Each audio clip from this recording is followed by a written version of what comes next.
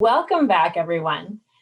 With the theme of leading innovation in Earth Science Data Frontiers, an ESIP 2020 Partner of the Year of NASA's Jet Propulsion Laboratory, how could we not go after a plenary on the incredible work of the Mars 2020 program? The work of this team has inspired the world and ignited a fire in the next generation of scientists. As I watched the mission, I thought, is there anything that better exemplifies our work at the frontier? I had so many questions about innovation in this area. What is the timeline for innovation? When do you have to stop innovating and start operationalizing? What struggles come from that? The list of questions goes on and on. I am grateful to the entire JPL team and especially pleased to introduce you to Hiro Ono, lead of the Robotic Surface Mobility Group, and Sarah Bond, Information Science Specialist with JPL. Hiro's broad interest is centered around the application of autonomy for space missions. He was a flight software developer and led the landing site traversability analysis and the development of a machine learning-based Martian terrain classifier, which won JPL's Software of the Year award. Sarah holds a master's in library and information science from UCLA and worked with the sample tube design team collecting and organizing the documentation on the tubes that will contain samples returned from Mars to Earth. I am pleased to turn things over to Hiro. Hello, everyone. Can you hear me? You sound great. Awesome. Okay, so my name is Masahiro Ono. I go by Hiro Ono. I am the group lead of the Robotic Surface Mobility Group at JPL. So for this plenary talk, I was given two big themes, innovations and frontiers. How do we continue to innovate? How do we support people on frontiers? Well, I have to admit that those are two big questions for me. I'm not experienced enough to unlock such deep secrets, maybe. So instead of trying to give a big general answers to those questions, I will present a few examples of recent and perhaps the past innovations from JPL's Mars rover Perseverance and other rovers. Some are my own work, some are from others.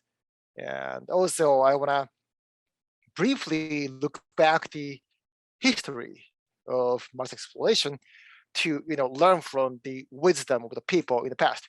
So let me start sharing my screen. Let's see, where is the screen share? Hold on a sec.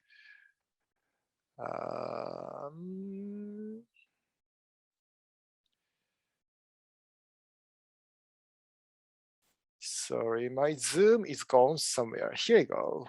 I found it.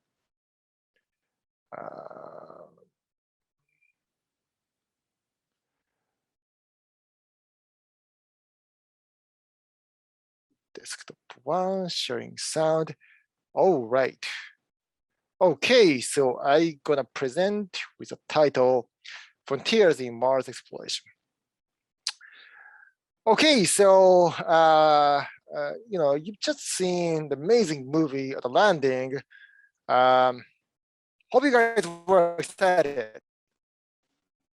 Hope you guys are excited by this event. That was February 2021. This year, our new Mars rover Perseverance had successfully landed on Mars. So, I have a different movie, slightly different perspective. Let's look back and see how exciting it was. So this is a real footage during the descent to Mars. Perseverance is continuing to descend on the parachute. We are coming up on the initialization of terrain relative navigation and subsequently the priming of the landing engine. So she said terrain relative navigation, 90 meters per second, TRN. at an altitude That's of a new 4.2 technology, kilometers. innovation. That's to compute where the lander is heading to. LVS valid. We have confirmation that the lander vision system has produced a valid solution and part of terrain relative navigation. Yes, and TRN. We have then timing commands of the the lander landing to engine. divert to safe landing site if needed. And in this case, yes, we need it. So now baxial parachute is separated. 83 meters per second at about 2.6 divert kilometers maneuver. from the surface of Mars. In this case, it We have was confirmation that the diverted backshell has to separated. the east We by are a currently few hundred performing the meters divert maneuver. to bring the Velocity is about lander to a 75 meters per safe second at an landing altitude location. of about a kilometer Now off the surface of Mars. it's killing the horizontal velocity. We have completed our terrain relative navigation. Current speed is about 30 meters per second, altitude of about 300 meters. And you will soon start seeing the rocket plume. We have started our constant velocity accordion. There you go. And top left, this is the camera looking up from the rover to sky crane. The bottom left, that's the camera looking down from the sky crane.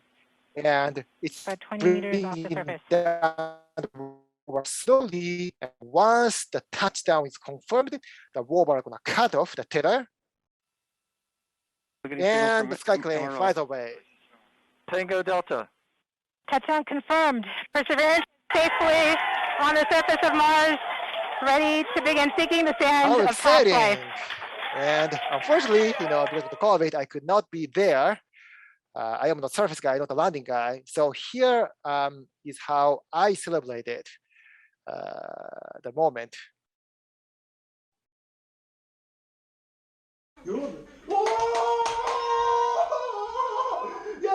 I guess this is the typical living room with 5-year-old kid. Yatta means, we did it in Japanese. So, I think my daughter was also excited. Actually, this is my daughter's drawing. I think a few months ago. It has Earth and Mars. On Earth is America, where she lives, Japan, where her grandparents are, and little penguin on Antarctica. Obviously, penguins are very kids. And on Mars, there are Aurora and Haley. So I'm so glad that Perseverance is as important as penguins for my daughter. Anyways, okay, so this is the picture after the very first drive of Perseverance on Mars, which is a 60-meter drive. And the picture was taken right after that, looking back. And, this one picture has many stories in it. So the landing point here, it was named Octavia E. Butler Landing after the celebrated science fiction writer. You can see the tones of the surface is lighter in these two places. These are blast marks. You can see the wheel track, the first drive. On the background, you can see delta and crater rims. Right, these are the destinations of this mission. And here, the rover drove over something. And on that day, the people on Twitter exploded saying, hey, NASA killed a rat on Mars. And, of course, no, that was not a rat, just a rock that looks like a dead rat. Okay, and all the past rovers traveled alone on Mars, but this time Perseverance brought a friend. It's a small helicopter named Ingenuity. She's here. So here is a selfie after the separation of Ingenuity from Perseverance. And here is the first flight that was on April 19th. It was the first powered flight anywhere outside of the Earth. And the first flight was quite simple. It just it went up 3 meters and stayed there for about 30 seconds. I did a bit of yaw control, and then it came down. That was it, right? But I think the flight had historic significance, somewhat comparable to the first powered flight on Earth by the Wright brothers in Kitty Hawk. That flight was in 1903, and it was just 12 seconds, right? Over merely 37 meters. But the history of aviation started from there. And in the future, maybe in the distant future, perhaps the air flight on Mars may become common, like on Earth. But this 39-second flight will be forever remembered as the starting point of the extraterrestrial aviation. That's, that's the significance of this 39-second flight. And of course, the little piece of fabric from original Wright Flyer was attached to Ingenuity, now flying on Mars. And this is the aerial photo from Ingenuity. Can you guys spot Perseverance in the picture? Can you find it? Yeah, it's here. It's at the top left corner. And Ingenuity made 9 flights so far. The 9th flight was almost 3 minutes long, flew over 625 meters, so it's quickly extending the range. The 10th flight, and sometime soon, I think it's in this week or maybe next, if everything goes well. Okay, here's another big innovation of Perseverance, which I was proudly a part of, the autonomous driving on Mars. Lesser known fact is that we've been driving on Mars autonomously over 2 decades already, well before Google, Tesla, or Uber on Earth. But the technology is kind of old, and we made a substantial upgrade to the autonomous driving capability in Perseverance. And just last month, Perseverance made the first fully autonomous driving on Mars.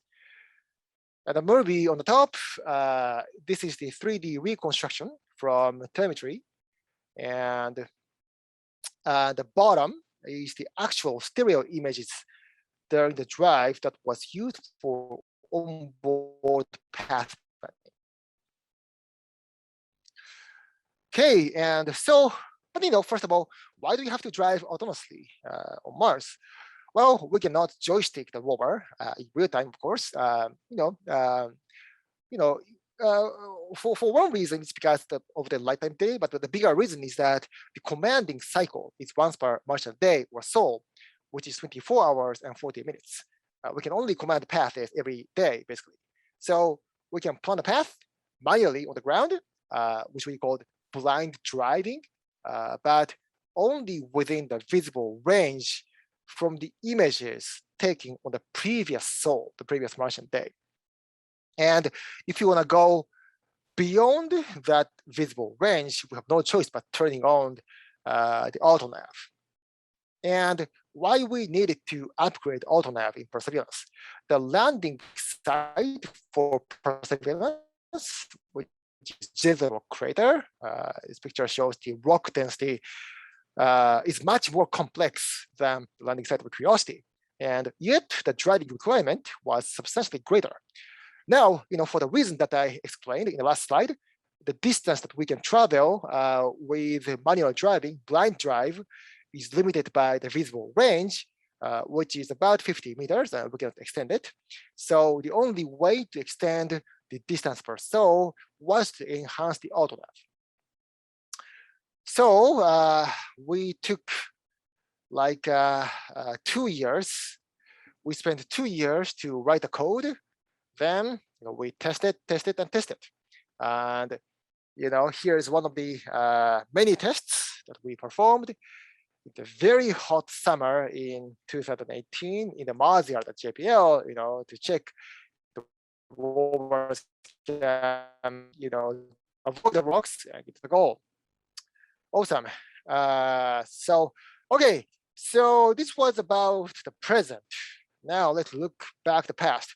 Let's briefly, take a look at the history of Mars exploration to put the mission of Perseverance in context.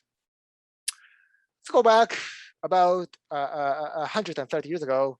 There was this super rich guy named Percival Lowell. These days, billionaires like Bezos, found their own rocket company to go to space. But at that time, this rich guy built his own observatory near Flagstaff, Arizona, to observe Mars. And he found canals. And here's what Carl Sagan wrote about Lowell's finding. Lowell always said, that the regularity of the canals was an unmistakable sign that they were of intelligent origin. This is certainly true. The only unresolved question was which side of the telescope the intelligence was on. And now we know that canals on Mars were merely an imagination. But actually, the fact is that mere imagination did some good for us, maybe a big thing for us. The discovery, double quote, of canals inspired many science fiction writers, including H.G. Wells, who wrote this famous fiction, The War of the Worlds. And one of the passionate young readers about the novel in the early 20th century was, of course, Robert Goddard, the father of rocketry. And when he was 17, when he was so much inspired by the War of the Worlds, he imagined how wonderful it would be to make some device which had even the possibility of ascending to Mars. He said device, not rocket, because at that time, people just didn't know that rocket is something that enables you to fly in space. It was Goddard and Tsiolkovsky who found that. And after he grew up, he created the world's first liquid propellant rocket, which is in this picture. The first experiment was, it flew only 2.6 seconds over a distance of 56 meters. But this eventually resulted in the device that did ascend to Mars. And, it started from the imagination of life on Mars more than 100 years ago. Anyways, I think I was a bit off track, but my point was that in the early 20th century, it was a pretty common notion that Mars is inhabited, perhaps by somewhat simple life form, if not intelligent ones, and that kind of imagination for life on Mars persisted to some degree all the way until the very first mission to Mars in 1965. That was Mariner 4. Okay, guys, time for trivia. This guy, right? He was a JPL engineer. I don't know his name. Back in 1965, that was before I was born. He was drawing something on the wall. What this guy is doing? A, drawing a concept art of Mars. B, creating a geological map. C, manually rendering a Mars picture. D, secretly making a graffiti. Can you guys guess? A, B, C, D. All right, the answer is, I should prepare a drum roll. The answer is C. It was the first digital photo of Mars taken by Mariner 4. Wait, why digital, right? So here's the story. Mariner 4 spacecraft made the first successful flyby of Mars and started sending images back to Earth. It was a 6-bit grayscale image. But at that time, back in 1965, the computers were so slow that just rendering a single image took many hours. And engineers at JPL could not wait, right? Because they wanted to know if Mars was in the picture as possible. So they could not wait. They printed out the sequence of those 6-bit numbers on the paper tapes and sorted them out in rectangle and posted on the wall and grabbed pastels from somewhere and rendered the images manually, right? So it was the manually rendered digital photo. And this picture, it's somewhere at JPL. It was used to be one of the buildings that I knew. It's gone somewhere, I forgot. Anyways, and here is the computer rendering of the same image. This was the very first photo of Mars. Okay, so I guess I was sidetracked a little bit again, but the point is here. Mariner 4 was phenomenal. It was very successful, but it was also a bit disappointing because in those pictures, what we found was an endless barren land with no hope for life. And then we got Viking Lander, right? That was in 1976. That was the first successful landing on Mars. It did some life detection experiments, but looking back in retrospect, the experiments were not well designed, and the result was mostly negative, but left some ambiguity. But a bigger discovery actually came from Viking's orbiter. It was a orbiter lander pairs, and it took much better pictures of the surface of Mars than Miner. And wow, there were past river valleys in many places on Mars. So hope for life on Mars, which once disappeared, actually came back a little bit. Because water might have flowing on the surface in the past, right? And so obviously, what's next, right? And here's again what Carl Sagan said. He's a master of words. My most persistent emotion in working with the Viking Lander pictures was frustration at our immobility. I found myself unconsciously urging the spacecraft at least to stand on its tiptoes, as if it's elaborately designed for immobility, were perversely refusing to manage even a little hop. And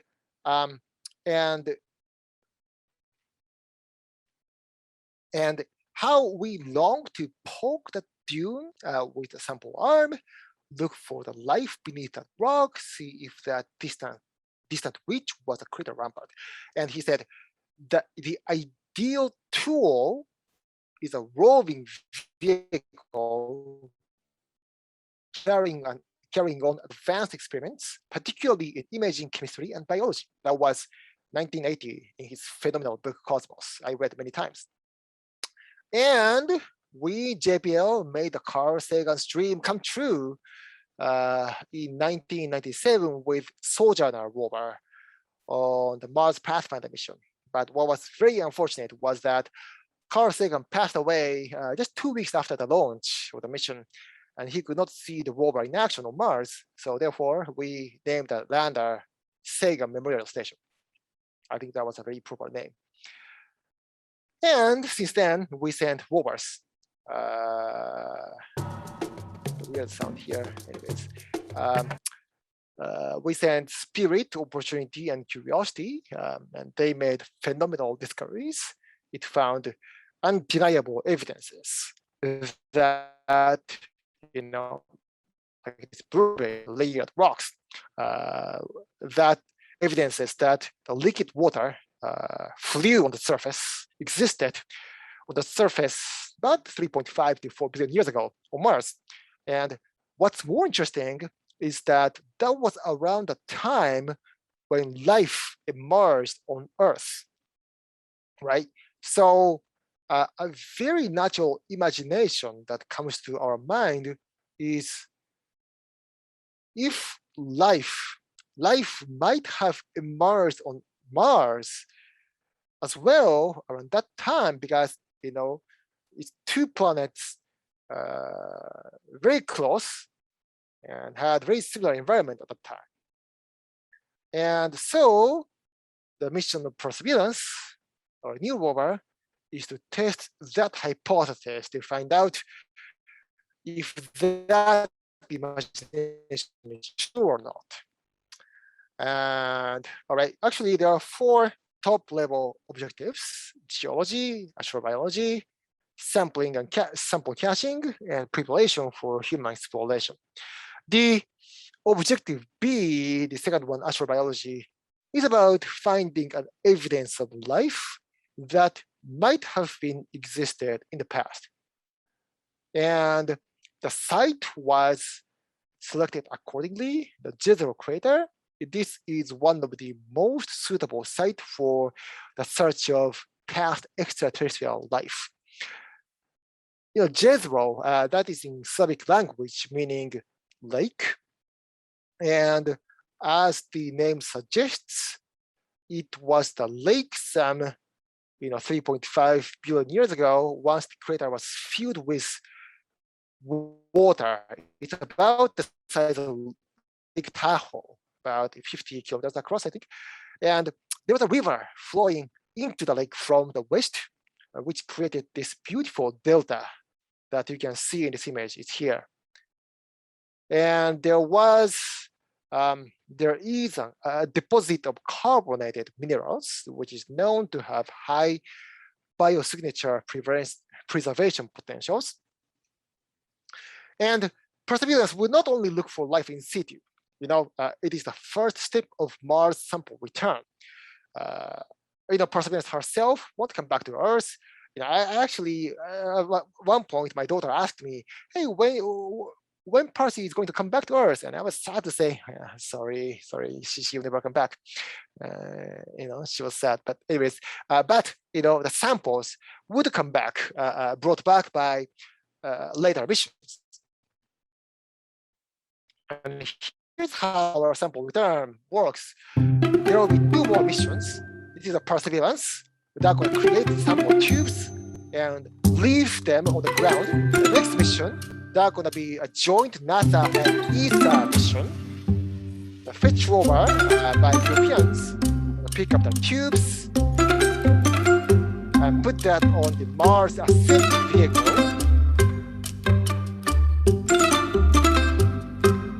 And the orbiter is going to catch it on the Mars orbit.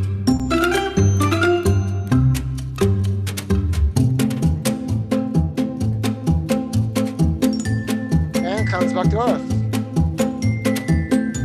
So if everything goes well, I think it's early 2030s that the sample is going to come back. Will we find evidence of life in them? Well, no one knows. We'll see. Okay, so what comes next? Well, there are many ideas of research efforts, but let me introduce just one of them from my own research work. So on Earth, self-driving technology is quickly maturing. All the big tech companies like Uber, Google, Apple are making huge investment. And one of the main drivers, the technical driver, is deep learning, which is now an essential tool for perception, like object detection, sign recognition, line detection, etc. But our Mars rovers so far only uses classical machine vision algorithms. But what's wrong with it? This is how the current AutoNav sees the world. It uses stereo vision only, meaning that it can only use geometric information. Textual or semantic informations are missing, and path is planned based on this information, right? But of course, this is not how humans see the world. This is the way that that the world, how the world looks like for human eyes. And this, there are rich information here, right? Here's rock, here's sand, and those semantic information are crucial for planning a safe path. Because, for example, Spirit ended her mission because she was trapped in sand. Opportunity and Curiosity as well were nearly embedded in sand, right? And sand is something that you cannot tell from stereo. So we trained deep learning models. We tried a few different models, but currently we are using Deep Lab V3 with ResNet backbone to autonomously classify terrains. We named Spock, just after Star Trek. It's soil property and object classification. Spock recognizes the surface texture and identifies the surface type between a couple of classes like soil, bedrock, sand, and big rocks. Here's some examples on Curiosity Navcam images. Blue being soil, yellow being bedrock, purple being sand. And it works very well. We achieved 96% accuracy compared to ground truth provided by scientists and rover drivers. We did demo in Arroyo Seco, which is a dry river right next to JPL, and which worked very well. All the algorithms were running on board in real time. And the big question always for deep learning is this: how are we gonna get the training data? Because deep learning is very data hungry, right? And last year, we launched a new initiative called AI for Mars. This is a crowdsourcing project asking the internet community to label Mars rover images using a web-based tool like this. And after we released the tool, we were really surprised by the amazing participation. And we've now got 400K labels on all Curiosity, Spirit, and Opportunity navigable images. And it was released last June amid the COVID shutdown. What I was particularly happy about was that, I got an email from a high school teacher. She was a middle school teacher. I forgot, saying that, actually AI for Mars was great for her students during the shutdown when kids could not go to school. But this is something very exciting, for them to do something from home. And now we are preparing Perseverance images to be on AI for Mars. I think that will be released, in a month or so. And we are also going to release the dataset for public. I want to give it back to community, not just taking it. The contribution from citizen scientists was enormous. That was the main driving force behind our, 96% accuracy. Our algorithm was infused to Curiosity's ground operation. We won the JPL's Software of the Year award and honorable mention in NASA's Software of the Year award.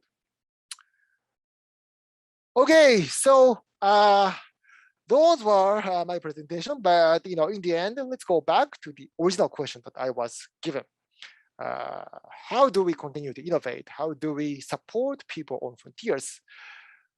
Well, as I said at the beginning, I don't think I am qualified to give big answers to them. I am not that experienced, but from my limited experiences, some were successful, some were not. Let me humbly share my thoughts. First, I think we need to continue investing in curiosity-driven research, even for engineering. Because in every proposal I write, there's a question, there's a box that I have to fill. What is the benefit for JPL? What is the benefit for NASA? Well, that's not wrong. Perhaps the majority of the programs should be object-oriented. But if that's the only thing we do in NASA and JPL, I think we'll be short-sighted. Because, say we go back 100 years ago or so and ask Wright brothers or Robert Goddard, what's the practical benefit of their little airplane or rocket, which after all could only fly a few seconds? I don't think they could provide satisfactory answers. They just wanted to fly, to the sky or to Mars. Second, we should develop systematic way of cultivating trust in new technologies. Any new technologies, anything we introduce brand new tend to meet skepticism, right? Particularly from the flight community. Sometimes, over trusting a new technology causes problems, right? And that's why flight community tend to be cautious. But in my observation, more often, under trusting new technologies often results in undermining their potentials. And for researchers, you have to keep in mind that technology does not speak itself. We have to systematically approach the issue of trust, which is not technical, it's psychological.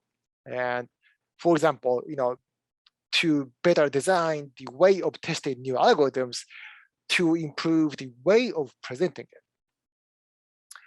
Third, we move boundaries between the flight and research communities. I think I am a relatively rare person who is spending 50% on mission and 50% on research. But more often, people are either 100% research or flight. And in my humble observation, some portion of distrust in new technologies rooted from the division between flight and research committees, maybe distrust between them. Because I sometimes hear from the flight committee like, yeah, that's good, but it's just research, right? Or I also sometimes hear from the research side complaining that flight guys are so conservative, they don't like new things. But of course, there are logical reasons in the flight committee that they have to be cautious. And there are, of course, diamonds in the rough in the research committee that are not paid attention to by flight. So I think the two committees has to come together, to better understand each other. Fourth, supply, funding, and institutional support for getting over the valley of death. I think the technology in the valley of death is underfunded simply because it is boring, right? It's relatively easy to get funding for something shiny, something new, because there's excitement in it. And once the technology is picked up by the flight mission, yeah, you have funding, but it's most difficult to get funding for something in between. When a technology is not shiny enough for research, but not matured for flight. And we need more patience and continue funding those boring work that's, I think, between TRL 4 to 6. And fifth, we have to make sure that each mission advances technologies not just for their own, but for later missions as well. Because I understand that the job of mission managers is to make their own mission successful, and it is not their job to take risk to try new technologies for later missions. But if every mission is completely self-centered, the speed of progress would be too slow. And whenever I bring new technologies to mission, I am asked the same question: how this will benefit the mission? Well, that is a very valid question to ask, of course, right? But I humbly hope that it is not the only question that they will ask. Okay, finally, let me conclude my talk with quotes from some of the most innovative minds in history. This guy, Einstein, famously said that the imagination is more important than knowledge. Carl Sagan, again, because he's my hero, said imagination will often carry us to worlds that never were, but without it, we go nowhere. I think those are very true. Remind that the imagination of Percival Lowell propagated through H.G. Wells and finally to Robert Goddard, who made a major breakthrough in spaceflight. And I think the power of imagination is enormous in the long run. We should not underestimate it. It's like power of force in Star Wars. Okay, with that, I conclude my talk. Thank you so much for listening. Hiro, thank you so much for that. That was perfect. And I love that you have left us inspired on the power of the imagination. With that, I will turn it over to Sarah, who is going to take kind of where Hiro has started us going on these adventures on Mars and tie it a little more directly to the data management community and her work with JPL. So take it away, Sarah. All right, thank you so much, Susan. And thank you, Hiro, for a really interesting talk. It's really kind of fun and exciting to see footage of my coworkers and my JPL colleagues when Mars 2020 landed. I was not smart enough to record myself in that situation. I wish I had, but that was awesome to watch. All right, let me go ahead and share my screen. Let's see here. All right. So you should be seeing my slides. Let me know if that's not the case. Awesome. All right, everyone. Hello, my name is Sarah Bond, and I'm an information science specialist at the Jet Propulsion Laboratory. My talk is Mars Sample Return Tube Documentation, or There and Back Again. For anyone who gets the Lord of the Rings reference, extra points for you. All right. So let me reiterate, I know Hiro talked a little bit about the Mars sample return mission, but just to give you a refresher, so NASA's Mars 2020 rover will store rock and soil samples in sealed tubes on the planet's surface for possible retrieval by future missions. If anyone caught the press conference yesterday, they were actually announcing that I believe in the next 2 weeks, they're going to collect their first sample. So that's pretty exciting. A little bit about me. So I have a sort of unconventional background path to JPL. I have a master's in library and information science from UCLA. Growing up, and still to this day, I'm a huge Star Trek fan. So while Starfleet doesn't exist, getting to work for NASA might be the next best option. Never thought I'd get to work somewhere like NASA, so I'm really excited about that. I started out at NASA as an intern working on something called the EDLR, which was the Entry, Descent, and Landing Repository. It was a digital repository of all things EDL technology, including drop test videos, data, literature, photographs, all sorts of stuff. So that was hosted at JPL for a while. I believe it's now hosted on a broader level for NASA, the NASA Engineering Network. But prior to grad school, prior to JPL, I got my undergraduate degree from Mills College in Oakland, California. I studied English literature with an emphasis in creative writing. After that, I went to Japan and I taught English on the JET program, which is the Japan Exchange and Teaching Program. Taught in a rural area of Japan within the Nagano prefecture. And they hosted the Olympics, the Winter Olympics there in 1998. So it's kind of interesting to watch the Tokyo Olympics now, but knowing some of the background of the Olympics in Japan, my first experience skiing was on an Olympic slope in Nagano, and it was terrifying, and I'm not a very good skier. After that, I went to UCLA Extension. I worked in the writers program, which is a creative writing program. I was an administrator there.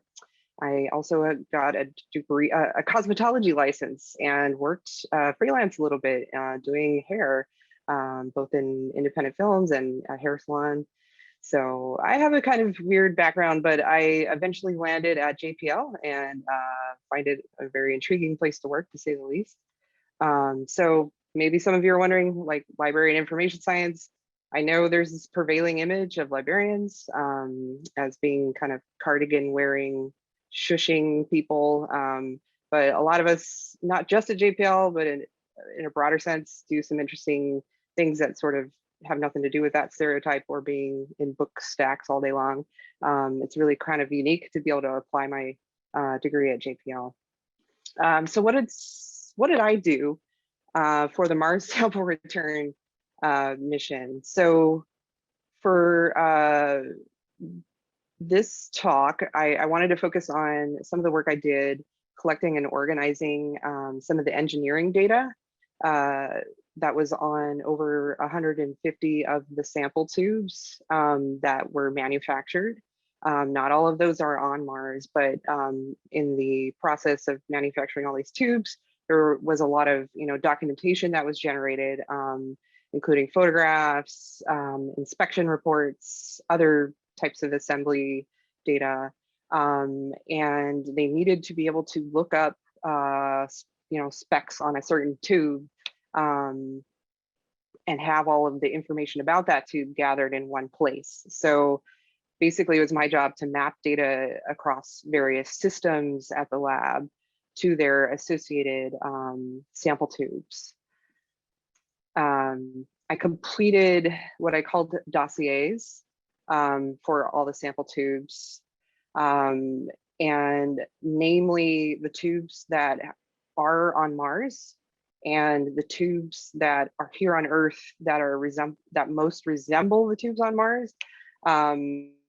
I completed those dossiers as much as possible, found all the documentation I could for those, knowing that, you know, in the future, those will be the tubes that are probably most likely to need, they're going to need that information for those. And for all the other tubes that are not on Mars and aren't resembling the ones that are on Mars here on Earth, I created like a partial dossier. Some of the challenges I faced was kind of practical, I guess. You know, since we were all working from home last year, trying to download and upload from home, you know, when things were several terabytes at times, was definitely challenging. Everyone's trying to share, you know, same resources with that. So that got a little challenging at times, and did make the work take a little while to do. So my deliverables, I created this dossier.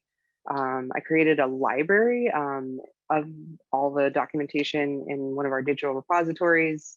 I also created a couple finding aids. For those of you not in the library information science world, you might be familiar with finding aids anyway, because when you go to someplace like a university archive, a finding aid is there often as a tool for you to connect with the information you're looking for. So I kind of applied finding aid logic to trying to enable people down the line who need to look documentation up about these tubes, with creating a tracking sheet that mapped each data product to an associated tube, and also a Confluence wiki page that offered an even more kind of detailed look at all the tubes.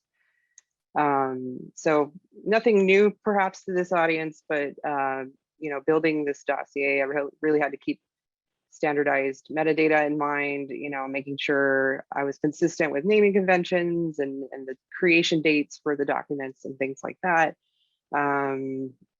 Like I said before, I had to prioritize my work a bit because time constraints were such that I wasn't able to build like this complete documentation for dossier for all the tubes. I had to focus on making sure the tubes that are on Mars and the tubes that are like the tubes on Mars here on Earth had the most complete documentation, and everything else has kind of more of like a overview level to them. So you might be wondering, how is any of this innovative? And I had to think about that. As Hiro was mentioning, it was a theme that I was given for our conference, for our meeting right now. And my thinking is that my work was not part of the mission. It wasn't part of the plan. I came in January 2020 to do this work, and the fact that it was thought to do it at all, I think is innovative in a sense, because really what I created is useful down the line, you know, especially if they need to start looking up you know, information about the tubes as a potential date comes closer for them to come back. The fact that I applied library and information science praxis to this data, I think is notable, because here at the conference or at the meeting, I know we all know about data management practices, and perhaps we know about FAIR principles. A lot of that is very well versed when we're talking about science data, right? So we all know how to talk about data management plans and things like that when it comes to science data. But what I found to be innovative here is applying this thinking to engineering data, which is a slightly different thing. You know, here at JPL, we you know, science data has a very kind of like, and at NASA in general, there are a lot of well-established principles when it comes to managing science data, but not so much for engineering data. So I found that to be where I saw the innovation. So shifting gears just a little bit, in addition to that documentation work, I worked with the Mars 2020 team to create a bibliography for them. And essentially what that is just a count of all the peer-reviewed journal articles, conference proceedings, and some popular science articles out there that cite Mars 2020 and some of the instruments on Mars 2020.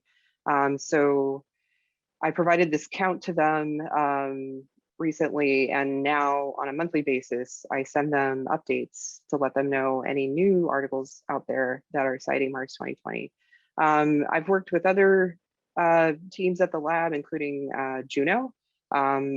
And for Juno, I provided them a bibliography for their mission extension proposal, which they were able to include with that. And of course, the good news is their mission has been extended. So it could be, a bibliography could be useful in those sorts of scenarios. But if I'm thinking slightly ahead, I haven't begun doing this type of work for Mars 2020, but one thing I've done for other teams at the lab is some data set citation tracking, providing metrics on data set citations.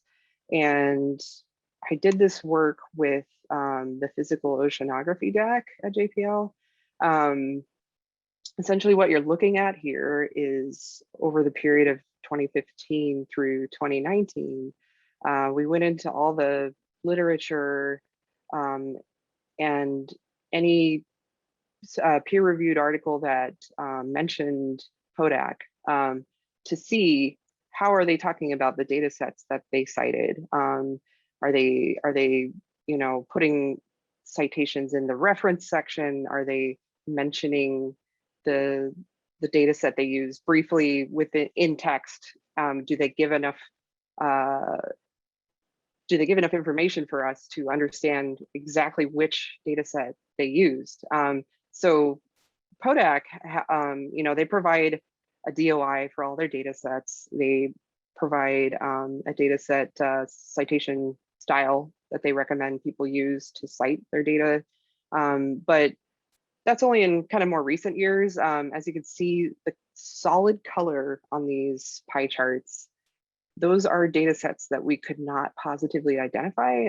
We could not tie them to a digital identifier for a particular data set. But as you see over the years, 2018 is slightly larger than 2019, but we are able to positively identify more data sets. So essentially people are, the practice of referencing, citing data sets is becoming more standardized. People are authors are putting their references at the end of the in the references section. They're not just sort of dropping a vague sort of reference to the data sets in text. So this is something I could potentially do with the Mars 2020 team looking down the line, but it's useful exercise in providing some more metrics for different missions at JPL.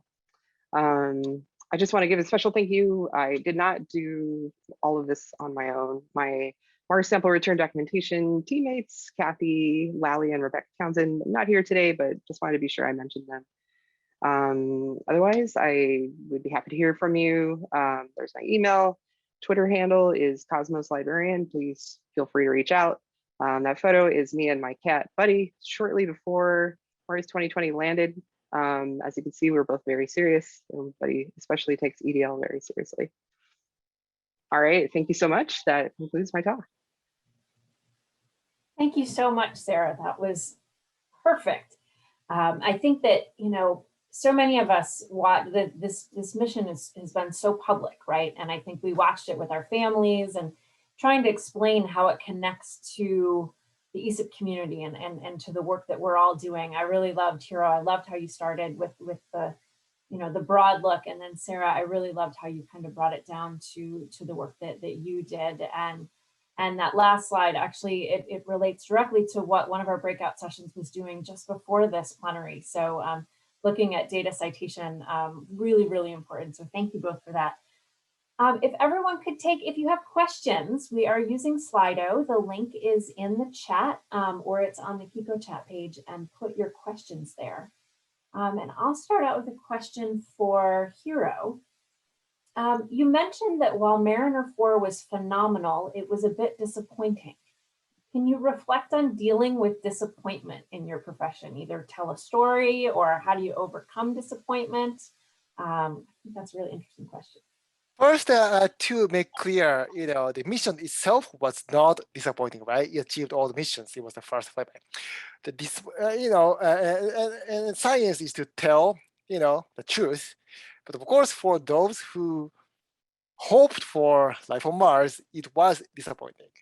And how I gonna deal with disappointment in my I don't know. I mean, there are many, right? Again, I am not perhaps super experienced to give the answer, but um, I always try to look farther ahead. There are ups and downs, right? But if I try to detach my mind from immediate things and try to think about something big in the future, that helps me to go through those things. Yeah, great. Yeah, I would say when I think about the number of proposals I've written or teams that I've formed, and when sometimes things don't work out the way you planned, like maybe it just wasn't what was meant to be, and then the next opportunity opens up. But sometimes I think if you're always playing it safe and you're never disappointed, then you aren't really pushing the frontier and pushing the boundaries. Another question here. Sarah, what is the ratio of manual effort to automated data capture and tracking down data set references in your examples for Mars 2020? That's a good question. So the data set references actually were, I did that work with the PODAC, Physical Oceanography DAC, and the manual part of that, we experimented with using like APIs and different things to see how much more we could automate the process. But what was interesting is the PODAC team found that like when we had to manually search, through all of the literature to see, let's open up this PDF that mentions, PODAC and see how they're talking about PODAC. Some of that, you could do some measure of automation with that type of work, but what PODAC told us was, the fact that you went in and manually kind of noted, how data sets are cited, in what context, we were able to provide more context to PODAC about how their data sets are cited, and they found that to be kind of a valuable part of the puzzle. So you can automate some of that work, but I guess being told directly from the team I did it for, having the manual approach can provide some more valuable kind of insight into exactly what's going on when they're being cited. That just kind of using automation can't. But that being said, it is very laborious. As far as a ratio goes, it's hard to say because we ended up doing a lot of it manually, and then PODAC went and did it through automation, and their direct comparison was just that the manual process is worth it if you have the time and resources. It can be worth seeing what you come up with doing it that way. But I won't lie, it is very laborious. Yeah, I think that's what we experienced earlier today in one of our exercises. Hiro, you mentioned removing barriers between research and operational or flight communities. Do you have any recommendations or experiences from NASA? I suppose this is someone from other agency. I really want to learn from other agencies. I don't know. I honestly don't know. I suppose encouraging people to have experiences on both worlds, but know that it's not that easy thing to do. Can we force people to do so? Maybe not. Recently our section started this coffee buddy system. Every month you're gonna randomly pair up with somebody to talk, maybe that kind of thing. I don't know. I really wanted to hear your ideas. Yeah, that's a regular topic of conversation in this community, so I'm not surprised to see that question come up. We look a lot at actualizing the research, and finding the adoption home, finding the place that will take that innovative research and then put it into practice and sustain it. And I think that that's the similar parallel to what you were describing between the flight and research community. And I think it's interesting that your position is 50-50. And you do live in a world where you can have a foot in both spaces. So I guess I would just encourage you to kind of think about what are those lessons learned in that, because it could have really broad applications for successes in other places. Sarah, the questions just keep coming in. This is awesome. You mentioned in your considerations that you had to standardize on a metadata standard.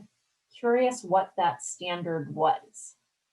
Yeah, I realize when I'm saying metadata standards, I'm kind of opening up a Pandora's box of sorts, but essentially all I meant when I said it was we, had to kind of make the decision for the different sorts of documents that we were looking at, that when we were applying the metadata into the repository, that we were being consistent in the way we did it, making sure that, the way the naming of the documents was staying consistent, the dates were consistent, that sort of thing. So nothing too, thought-provoking there, but just being sure, that it all kind of matched and made sense that way. Hiro, have you seen any good examples of people in your field navigating the valley of death in research in interesting ways beyond just writing the next proposal? Yes, there are many successful examples, of course. Actually, I am giving a talk on that topic in next week for some other conference. But so, for example, the TRN, the terrain relative navigation that you saw in the movie, that was a radically new thing, and research has started more than 10 years ago. And what the guy who led the development said was that he knew that it's coming. Someday, some mission we're going to need a pinpoint landing, for sure. He believed that, and he continued research. And then, there's a critical moment. I think that back in 2010, when he was in discussion with a geologist for something else.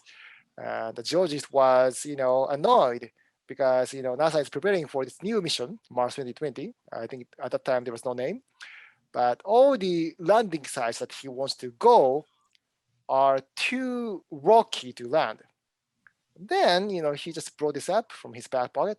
Hey, by the way, there's this technology. And that influential geologist was latched on, and he became the champion. So, it's one example, having champion, being prepared. But I think it's really case by case. Yeah, we had in our open plenary, we had a great talk on kind of that curve of the excitement, the interest, and then kind of the fall off. And what that presenter referred to it as falling off Mount Stupid. Was funny when you go from being really excited at the start, and then the realities sit in, and the struggle, and the struggle's real, right? And then how do you come back out of that? So I know a lot of people on here are probably thinking of Kathy's talk earlier. Sarah, someone wanted to know if you had a special interest in space science while pursuing library and information science. Most definitely. Excuse me. Most definitely. When I was, I think I mentioned I was always into Star Trek as a kid, and I've always followed NASA. I've always been really excited by space science. So when I started to go to school for library and information science, it was really intriguing to hear that people at JPL had my degree and they were doing cool stuff, and so that definitely influenced my trajectory. I went into library school not really knowing what type of librarian I wanted to be. But once I heard about the work being done at JPL with people with my degree, with the MLIS degree, I realized, okay, I want to go that direction. So for sure. It is funny. Sometimes I think you never know how one interest or experience is going to lead to another. As I was watching the opening, I tear up when I watch that video. I really do. And I think part of it is seeing all the kids in the houses of the employees that are at home. And when I was in 8th grade, I made a trip to Huntsville, Alabama. You know, I spent a week at space camp, and I never thought that was going to intersect with my professional world. So yeah, you never know how one experience will lead to another for sure. Let's see, there was another question. Sarah, on data DOIs, should you foresee that DOI may also be assigned to the future sample object data collected from Mars? That's an interesting question. I don't know if I have an answer necessarily, but it sounds kind of like for the data, the objects coming back from Mars, they'll definitely need to implement some kind of digital or some type of identifier for everything coming back from Mars. And I'm not even sure. I've had that discussion with them yet. They might already kind of, NASA might already, I wonder, you know, actually that makes me really wonder, you know, things that have come back from the moon, you know, when they collected moon samples. I'd be curious to go back in history and see how what kind of, you know, identifier they put on those samples, because I'm not sure what it is. So that's a good question. That's a thought-provoking question. Yeah, I guess here at ESIP, so we have 30 active collaboration areas or clusters, and one of them is our physical samples cluster. Now I'm wondering if there's anyone from there that maybe knows the answers to that or wants to weigh in on that. That would be really interesting. Yeah. A question that someone posed, and I think it was when you were showing some of the images, said most all of the images, I believe, are in 2D. How could they properly interpret or be converted into 3D features? Should it be a challenge, right? Oh yeah, so just a simple answer. You know, there are two cameras side by side. We use stereo vision to reconstruct 3D. And you know, when we process the 2D information, like terrain classification, of course, we're gonna eventually merge with the 3D information obtained from stereo vision. Hope that answers the question.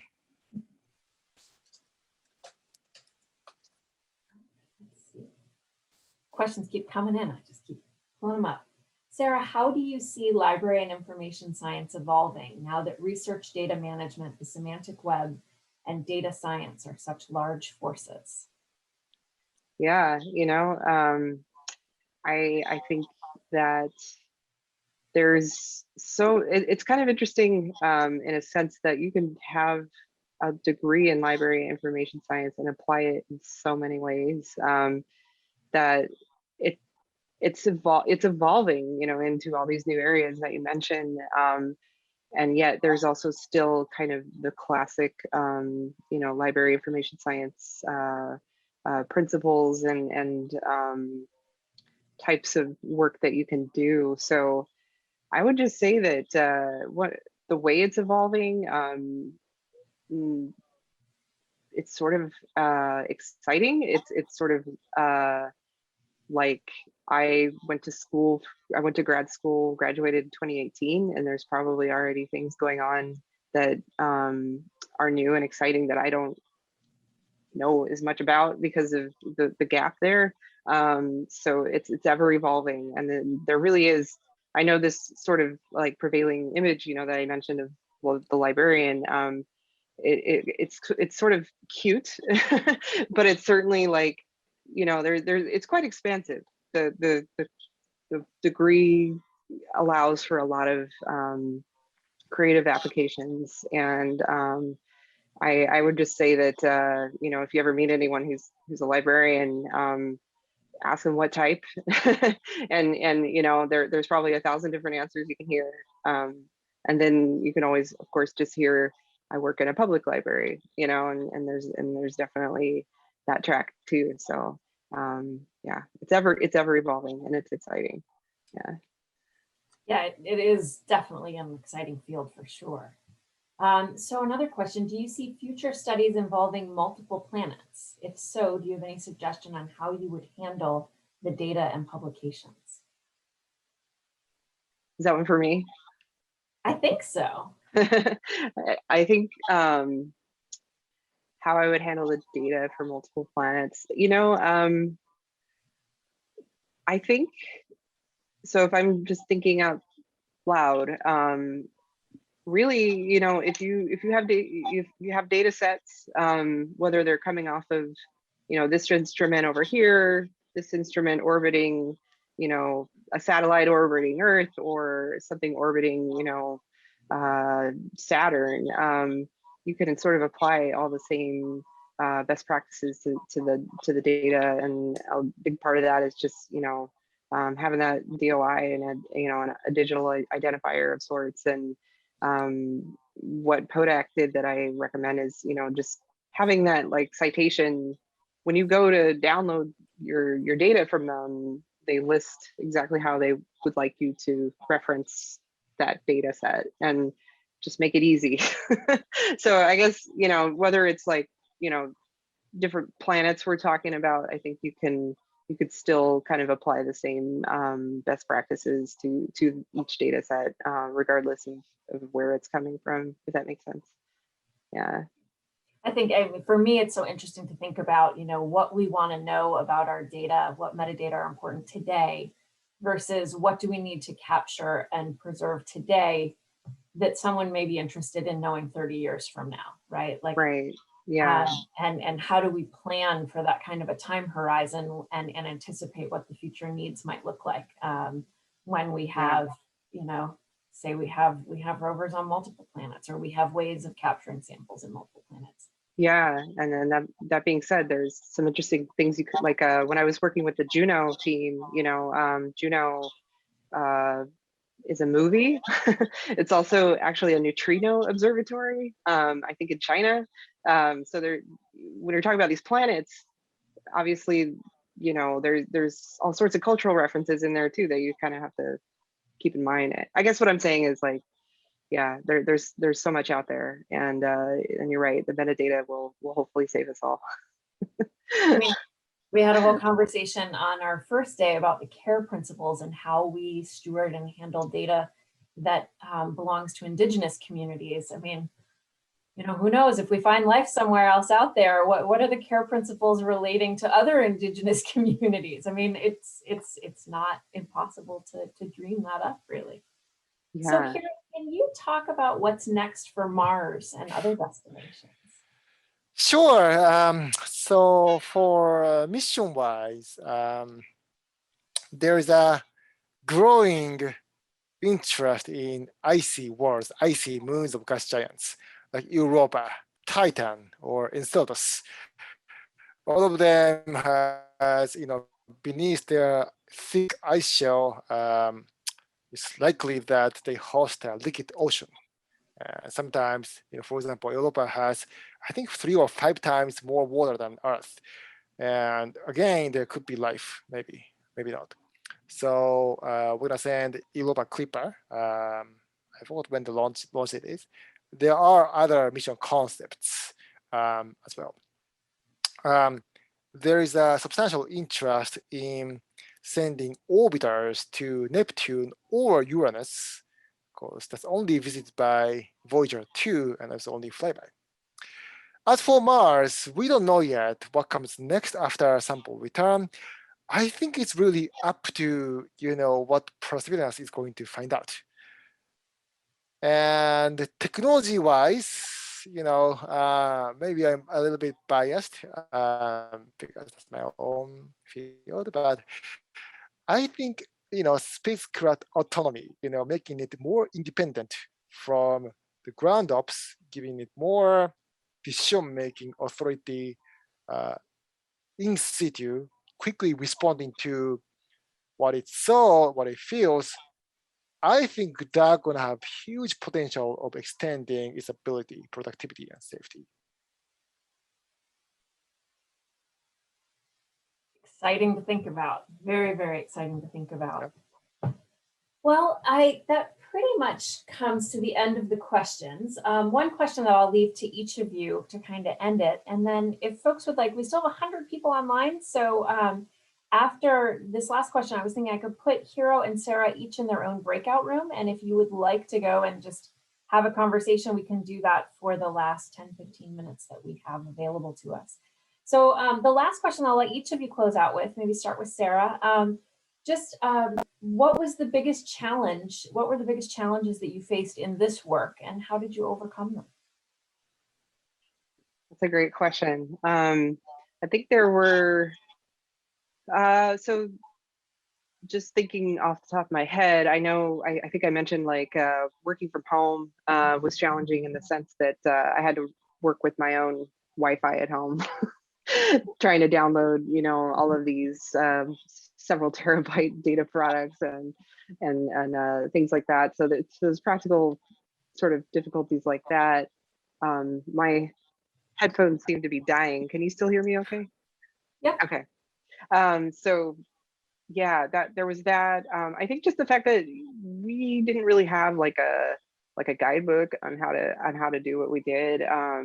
There weren't other previous missions to look at that we could just sort of copy. You know, we had to really think about this and see what made sense. And a lot of it was also just like, you know, tracking down people who were extremely busy. As you can imagine, we were working in a period of time that was leading right up to the launch, and trying to get anyone's attention, you know, that we needed to ask a question of during that time was pretty hectic. And so there was that. But I would say that just in general, some of the things that are challenging for me at JPL is obviously I'm not a rocket scientist myself, and as somebody who comes from a very, you know, different background, I think actually what some of the things I've learned at other career paths have helped me. One being there's this whole idea of sort of the reference interview. So for librarians, we're trained to hear people's questions, you know, about what they're looking for, and try to kind of dig at that a little bit to make sure we understand what exactly the question is that you're asking. Because a lot of times people come up, they're looking for something they don't really know, their question is a little garbled or whatever, you know, kind of directing things to get to that core question. So I would say that helped me overcome some of those challenges a bit in doing this work, helping me understand concepts about, you know, Mars, the sample to manufacturing that I had no knowledge of prior. So. Yeah, I was amazed when you said you started that work in January. I thought, wow. And getting Yeah. people's attention. Yeah, sometimes it can be really hard to get people's attention when you need it. What about you, Hiro? Yeah, I was thinking while Sarah was responding, you know, there are so many day-to-day challenges, right? Like, you know, like I have this bag, I have to make this work. For the things that I'm managing, you know, I have to, you know, secure the funding, I have to secure the staffing, etc, etc. Probably the biggest challenges, I don't know, but maybe, you know, it's been like 8 years for me at JPL, and I was in academia before, and adapting myself from academic culture to NASA culture. You know, academic is more like, you know, curiosity driven, right? As opposed to NASA is mission driven.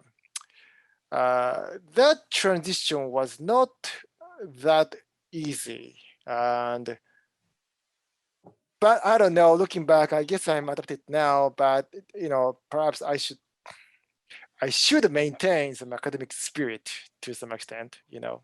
So it's hard, you know, it's hard to balance. What part of the academic spirit do you think you've lost that you should have held on to? You know, again, being innovative, being open-minded, being, you know, do not always think about, you know, immediate benefit, but think big, you know, follow your curiosity kind of thing, right? You know, which is not the best way to get funding from NASA, but perhaps, you know, if you stop doing that, you might, you know, stop innovating. Yep. That answer is really it. I love that because the ESIP community really does blend federal, private sector, and academia. And that's what I think makes some of the conversations in our collaboration areas so rich, is because we have people with those different perspectives all kind of coming together around issues and challenges together. So I love that answer. That's really interesting. And I'd encourage you and any colleagues to join in with ESIP as it works with your schedules, because really great group of people all working together to solve really tough challenges to advance all of our work. So thank you both. As I promised, I am going to open 2 breakout rooms that you can self-assign to. And if Sarah and Hiro, if you'll assign yourself to the one with your name on it, that will help. And that way you can continue conversations for the next 10 minutes or so before we head into our afternoon break. Our afternoon break, we will have the Wonder Room open. That will be there for folks to have casual conversations. And I know that many of you are getting super excited about Funding Friday, which is our mini grants competition coming up tomorrow. It's not scary, you can do it. I know that you guys have crazy ideas, and we want to give you money to help work on those crazy ideas. I mean, how great is that? So we've also opened up our Funding Friday space, and there are some workrooms there. You can go and create your poster. Those posters need to go to the ESIP staff by midnight tonight, East Coast time, to be eligible for the Funding Friday competition tomorrow. So put you over to the breakout rooms, then you can go to the Wonder space for casual conversation, or the Funding Friday space for working on Funding Friday ideas. All right, and if everybody can give Sarah and Hiro a big round of applause. Thank you very much. Awesome. Thank you.